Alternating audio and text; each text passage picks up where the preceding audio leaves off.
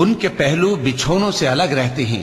اس حال میں کہ وہ اپنے پروردگار کو خوف اور امید سے پکارتے اور جو کچھ ہم نے ان کو دیا ہے اس میں سے خرچ کرتے ہیں۔ سو کوئی شخص نہیں جانتا کہ ان کے لیے کیسی آنکھوں کی ٹھنڈک چھپا کر رکھی گئی ہے،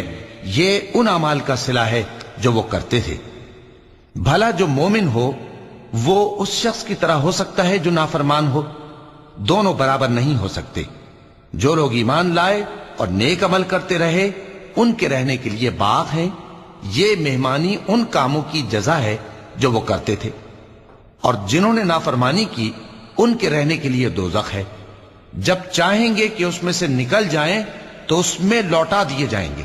اور ان سے کہا جائے گا کہ جس دوزخ کے عذاب کو تم جھوٹ سمجھتے تھے اس کے مزے چکھو،